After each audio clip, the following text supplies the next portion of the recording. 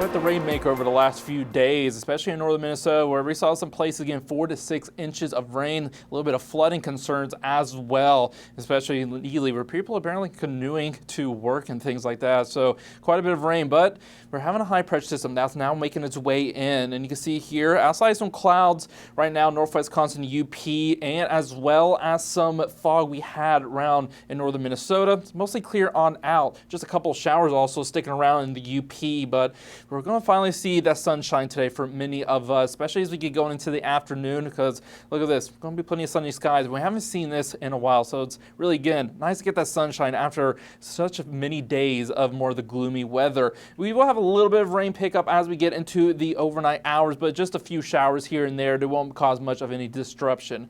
Now, if we look here at the smoke forecast, you'll notice something different.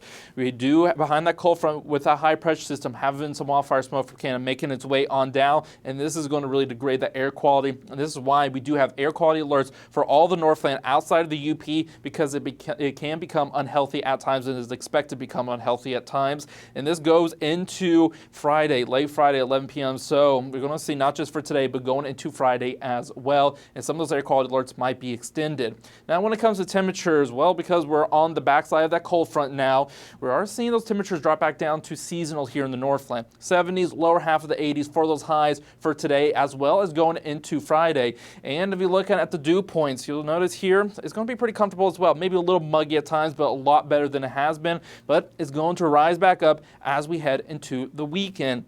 It's not just the humidity is going to pick back up, it's going to be the heat. By the time we get to Sunday, all of us are going to likely be in the 80s, some of us even getting into the lower 90s. So we're really going to start to feel the heat as we head into the weekend. So enjoy the cooler temperature, more seasonal temperatures for the end of the week. And all this heat and humidity is going to fuel some of those rain chances. Look here, as we get to Saturday is the first chance we're going to see some storm action, especially late Saturday going into Sunday. But the biggest chance is going to come as we get into Sunday, especially late Sunday going into Monday. We're going to see some more storm action. And in fact, from the Weather Prediction Center, you can see here we have a slight chance for excessive rainfall, and some of the models showing the heaviest rainfall being in these same areas that have already seen quite a bit of rain over the last few days. So something to keep an eye on as we head into the weekend.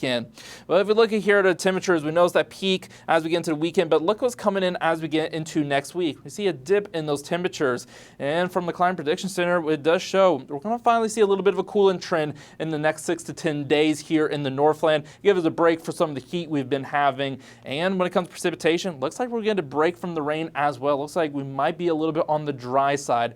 We'll definitely kind of want after the rain and warmth we've been having. So looking at our 7-day forecast, today and tomorrow, really the air quality is going to be the big concern to keep an eye on. Then we're going to see the heat, humidity, and the storms return for the weekend before we finally enter a cooler and drier pattern.